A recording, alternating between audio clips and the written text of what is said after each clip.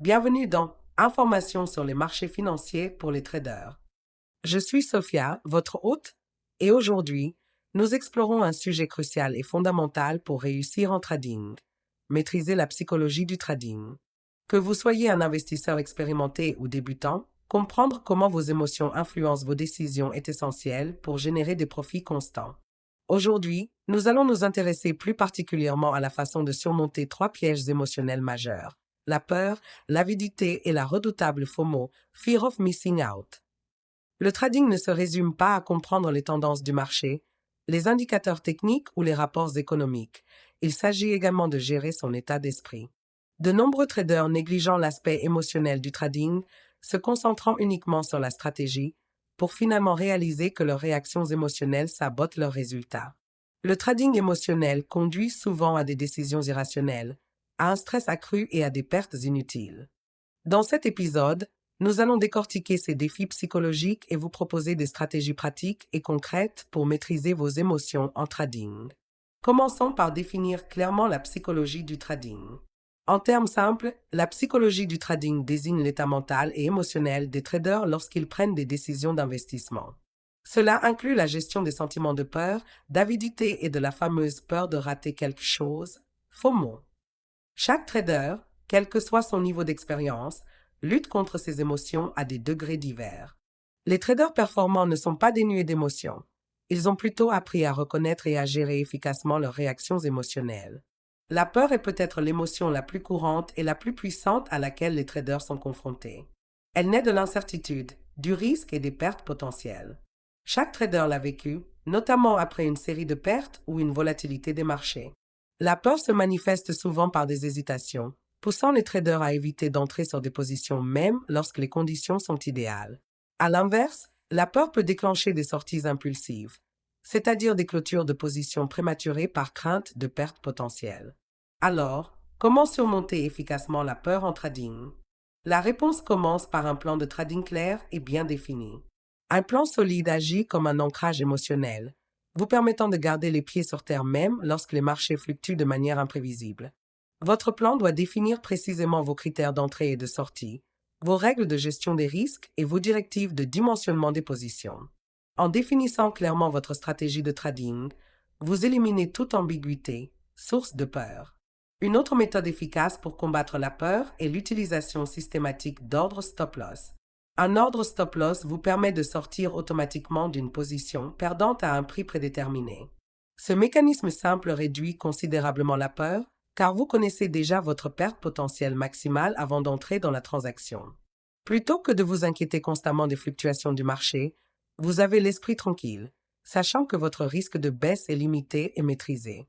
Tenir un journal de trading détaillé contribue également grandement à gérer la peur.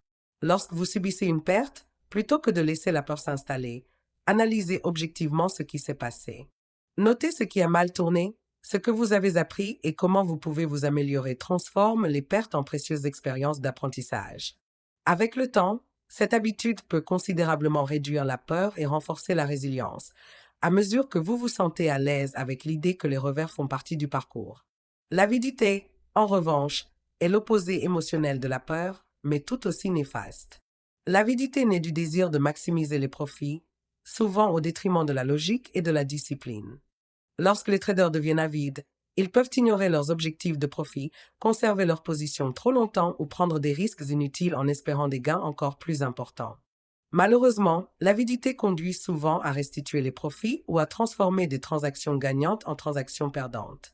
Pour maîtriser l'avidité, fixez-vous toujours des objectifs de profit réalistes et atteignables et tenez-vous Y. Définissez clairement ces objectifs avant d'entrer dans une transaction et disciplinez-vous à suivre votre plan, aussi tentant que des gains supplémentaires puissent paraître. Une autre méthode efficace consiste à définir un ratio risque-rendement précis pour chaque transaction. Par exemple, visez des transactions offrant un ratio risque-rendement d'au moins 1h2. Cette approche permet non seulement de gérer l'avidité, mais aussi de garantir la rentabilité de votre stratégie globale, même en cas de pertes occasionnelles. Il est également judicieux de prendre régulièrement ces bénéfices. Cela signifie réduire progressivement les positions gagnantes plutôt que de conserver la position entière en espérant des gains encore plus importants. En bloquant des profits partiels à intervalles prédéterminés, Vous réduisez la tentation de la cupidité et garantissez des gains stables. Cette approche systématique aide les traders à maintenir leur discipline et leur stabilité émotionnelle. Parlons maintenant de la FOMO, peur de manquer une opportunité. La FOMO survient lorsque les traders voient d'autres traders profiter d'une transaction qu'ils n'ont pas effectuée, ce qui les incite à prendre des positions impulsives et mal réfléchies. Poussés par le désir de ne pas être distancés, les traders se lancent souvent dans des positions sans analyse approfondie ni gestion adéquate des risques, ce qui entraîne fréquemment des pertes. La meilleure défense contre la FOMO est d'avoir et de respecter scrupuleusement une stratégie de trading détaillée. Lorsque vos règles de trading définissent clairement les transactions qui vous conviennent, les transactions impulsives et émotionnelles deviennent faciles à ignorer. Par exemple, si votre stratégie se concentre sur l'investissement à long terme basé sur l'analyse fondamentale, les pics de marché à court terme ne devraient pas vous tenter, aussi prometteurs soient-ils. Un autre conseil pour éviter le syndrome FOMO est de limiter votre exposition aux influences extérieures, notamment pendant les heures de trading. Une utilisation excessive des réseaux sociaux, des forums de trading ou des sources d'informations vantant les profits importants d'autres traders peut intensifier le syndrome FOMO. Envisagez de fixer des limites à votre utilisation des réseaux sociaux, notamment pendant les séances de trading actives, et rappelez-vous que les succès des autres traders ne diminuent pas vos opportunités. Exploiter des technologies telles que les listes de surveillance et les alertes de prix est un autre excellent moyen de lutter contre le syndrome FOMO. Créez une liste d'actions, de devises ou d'actifs alignés sur votre stratégie et définissez des alertes précises en fonction de vos critères d'entrée. Plutôt que de réagir impulsivement à l'engouement du marché, n'agissez que lorsqu'une véritable opportunité répond à vos conditions clairement définies. Développer un état d'esprit fort implique également de reconnaître son état émotionnel pendant les transactions. La conscience de soi est essentielle. Évaluez régulièrement si vos décisions sont fondées sur une analyse minutieuse ou sur des réactions émotionnelles. Si vous ressentez de l'excitation, de l'anxiété ou de la frustration, marquez une pause, prenez du recul et réévaluez votre prochaine décision de manière rationnelle. La patience est également essentielle. Souvent, l'envie de trader immédiatement naît de l'impatience et de la fausse croyance selon laquelle il faut toujours trader activement. Pourtant, de nombreux traders à succès passent un temps considérable à attendre les bonnes configurations.